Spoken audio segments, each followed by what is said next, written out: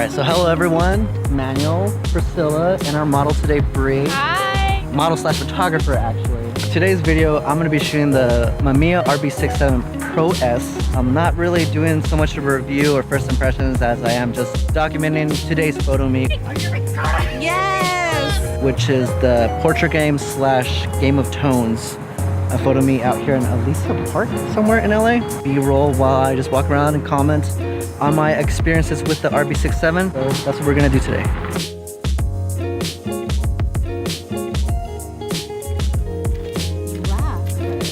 So, okay, so right now, the meet hasn't started just yet, but I saw this on the way to see that fire, and I really fucking loved how these trees are kind of framing the skyline. You can't really, there you go. So I asked Ray to be there because I want her framed by the trees. So that's gonna be my first shot out here.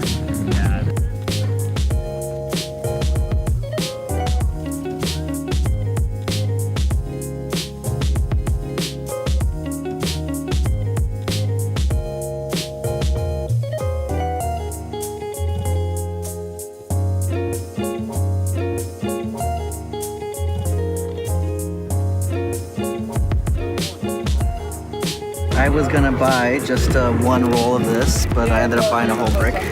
No self-control when it comes to film.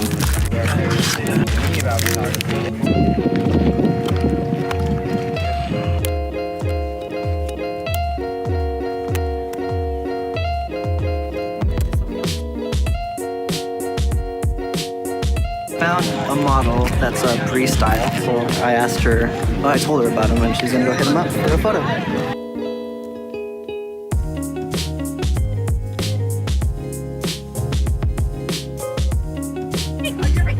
Yes! So this was really cool about the RB67, and one of the main reasons I got this instead of the Pentax 67, switchable interchanging backs. So I'm using black and white with this one, but right now for this person I really want to shoot some color, and I'm switching to my favorite, Ektar 100 right here. I have 2 more shots left in this. I have to finish it off though because it's for my first shoot with Bree, who we're shooting with as well today. It's also a super cool camera because you can't take the shot without removing this slide, and once you remove it you can't remove the back anymore as well, so that's a really cool feature there. Stand to your side. Would you like some water? You guys have water? You can have some of mine.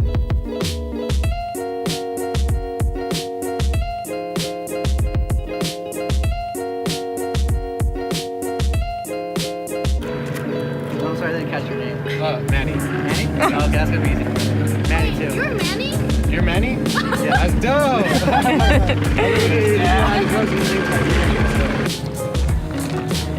I try to like. Damn, that was. Yeah, I that really was like that. Sorry, just getting some behind the scenes. So just act natural, whatever you want to do. Hey, shout out Tones LA, man. This is a cool event. Meeting a lot of people. The networking's dope.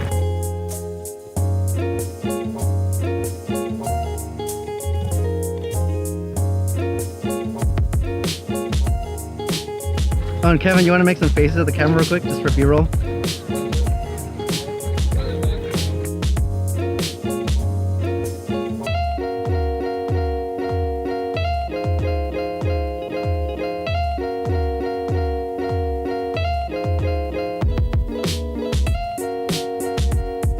How we doing? Gotta wash out my eyes. Oh, there. I just threw it in there. Girl was like, I'm gonna DM you the email with these.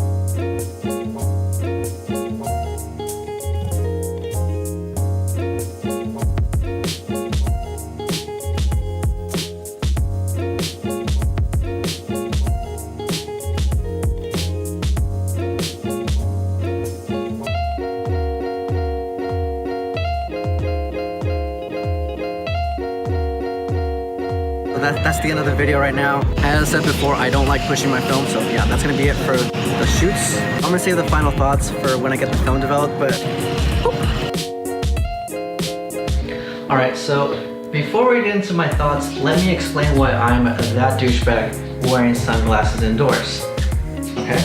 So, for the past 3 fucking hours, I've been repeating the same first minutes of this section, and since I want today's video out before tonight's shoot, I'm giving up on memorizing, writing a script, and going this route. So you can't see me reading the script. I think I'm too close. Okay, so let's do this again. Alright, so let's start this with a bit of my history with the RB67.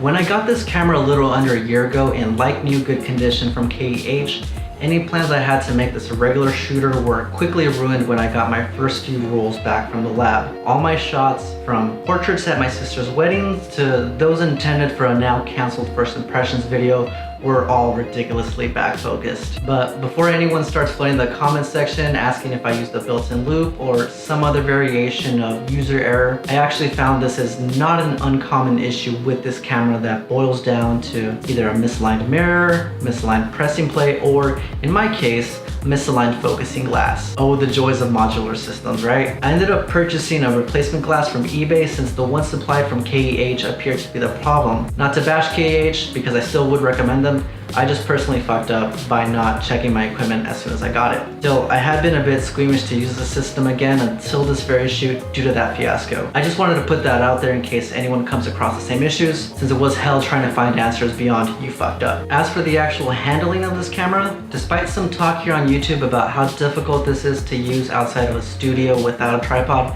I was actually able to get some unbelievably sharp photos entirely handheld after replacing that focusing glass. You just have to keep in mind the reciprocal rule. That's not a script thing, I just can't fucking say that word. You just have to keep in mind that's the reciprocal rule when shooting this camera, same as you would with a 35mm SLR. Example, if you're shooting a 50mm lens, keep your shutter speed above 1/60th. It also helped having this OP Tech camera strap, both to carry the camera when not in use as well as to aid in stabilizing my shots. If you want to pick it up, this is an Optech Super Pro Strap Design B.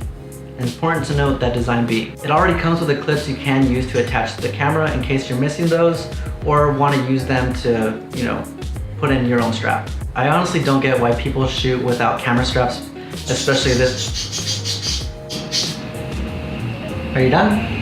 I honestly don't get why people shoot without camera straps, especially this heavy fucker. Still, what I actually find more troublesome than the weight is the waist level finder itself, which is my issue with most medium format cameras since I am just so used to, you know, shooting with an SLR I can bring up to my eyeball and just, you know, focus around like that. It's an entirely different way of framing, especially when I normally shoot portraits at the model's eye level or a little bit higher. It looks a bit funny, but if there's nothing else to climb, I'll end up trying to shoot the camera upside down just to, you know, get that extra bit of height. It's led to some, in my opinion, a lot of my more mediocre shots. But now that I know that it's focusing properly, I'm going to burn through some rolls and see if I can improve my ability to compose with this camera, because I really want to use this camera a lot more. The images you can get from the 6x7 format when you nail the focus are stunning, which is a huge draw that leads a lot of people to this camera. Personally, it was the ability to switch between film stocks mid-roll thanks to those interchangeable backs. This is a real benefit if your lighting changes and you want to use a higher speed film, switch between color and black and white, or would like to use preloaded cassettes to avoid slowing down a shoot to load new film. Speaking of speed, if you aren't accustomed to medium format cameras, keep in mind you are usually shooting at 1/500th of a second or slower. In the case of the RB67, specifically the two lenses I have, that is a speed of 1/400th to 1 second, with the shutter being located and controlled through the lens itself. The lenses themselves also lack a bulb mode, but for those of you looking to do long exposures, you can just shoot in T mode and physically cover the lens with a hat or light proof bag, you know, just to avoid any camera shake while you cock the shutter. Tips: I got them. Other than that, I can't really say much about this camera that hasn't already been said by others. It's completely manual, no electronics, so you will need a light meter. You can rotate the back between portrait and landscape. There's various backs that give you the options to shoot in 6:4:5 format as well as Polaroids, though FP100C stock is running extremely low now, shooting up in price from 20 bucks to now 50. So Polaroid originals, if you're listening, please make that your next impossible project. This camera has several iterations, the newest being the SD version, which I believe comes with a 6x8 option as well as some KL lenses. Though a lot of forums say the improvements over the Sector C lenses hardly justifies the price jump in both systems and lenses. Whatever the model, this camera is an icebreaker no matter where you take it, including those more sketchy places, since I'm pretty sure you can use this as a self-defense weapon.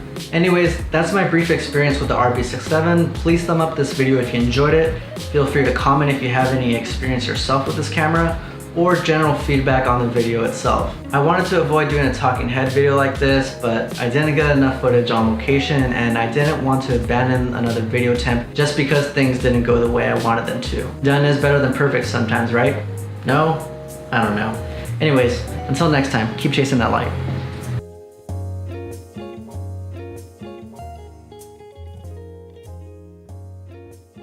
Okay, so I'm here at Manuel's house because he forgot to thank me for the B-roll that